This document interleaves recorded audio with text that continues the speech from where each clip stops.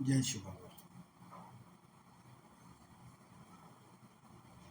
आजकल किसी के पास स्पिरिचुअल नॉलेज तो नहीं है। भक्ति के मठ, पंथ, मंदिर, आश्रम, प्रार्थना स्थल बहुत हैं पूरी दुनिया में। रूहानी योग के आश्रम स्थल होते नहीं और आत्मा सिर्फ महसूस की जा सकती है, उसको देखा नहीं जा सकता। ना वो दिखती। साइंस के उपयोग बहुत होते हैं। बम, मिसाइल आदि विनाशक चीजों को बनाने वाले, उनकी बहुत महिमा होती है, क्योंकि वो ऐसी ऐसी विनाशक चीजों को बना देते हैं और नित्य नहीं। आज 1000 किलोमीटर है तो कल 4000 किलोमीटर मार वाली मिसाइल बनाएंगे, तो उनकी बहुत महिमा होती है।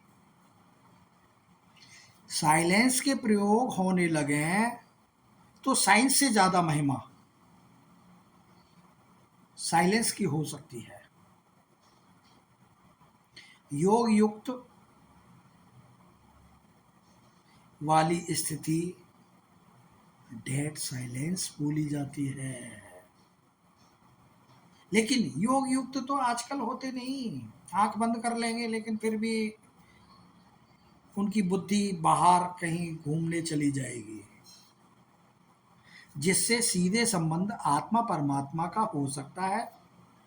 योग युक्त स्थिति में उस समय किसी गुरु गोसाई किसी की भी जरूरत नहीं होती, जब ऊपर से नीचे तक आत्मा और परमात्मा का संबंध संपर्क जुड़ जाता है। माया बहुत प्रबल है। आंखों को भी ये क्रिमिनल बना देती है। आत्मा तो संगम पर ही पावन बन सकती है।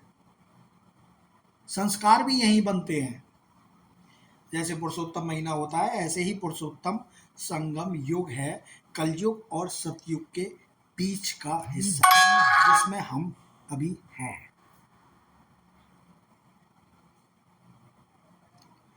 जन्म लेते लेते सब मनुष्य पतित बन चुके हैं। अपनी अवस्था घड़ी घड़ी चेक करते रहना चाहिए, कहीं कोई गड़बड़ी तो नहीं है। आज हमारा हर्षित मुख क्यों नहीं है? हर्षित मुख हर समय बना के रखें। रामराज में बहुत थोड़े मनुष्य थे, लेकिन बुद्धि बहुत ज्यादा थी। लेकिन इस रावण राज में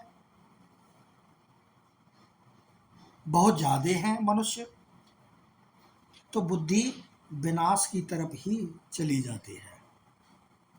सतयुग के राजाओं की जब ताजपोशी होती थी, तो अब तो सतयुग है नहीं, तो अब उसकी यादगार में हम दिवाली मनाते हैं, लक्ष्मी नारायण की पूजा करते हैं।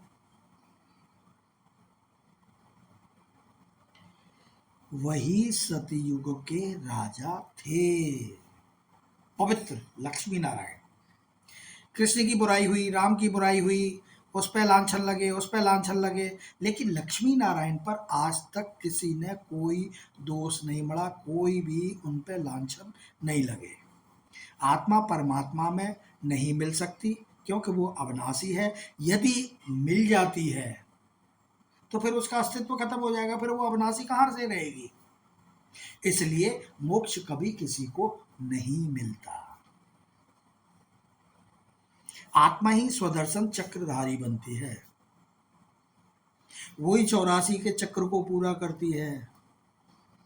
शरीर को तो जला देते हैं हर जन्म में, 84 के जन्म है, उस चक्र में जितने भी जन्म लेते हैं आत्मा अपना पार्ट पूरा करके चली जाती है, संस्कार ले जाती है। इस शरीर को जला देते हैं।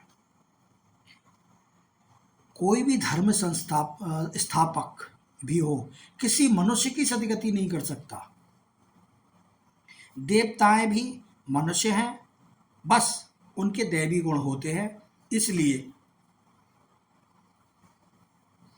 लेकिन देह अवमान में आना बहुत बड़ा पाप है। देह अवमान में आ गए तो आप समझिए कि आप बहुत बड़े पाप के अंदर आ चुके हैं। देही अभिमानी बने, आत्म अभिमानी बने, अपने को आत्मा समझे। जय श्री कृष्ण।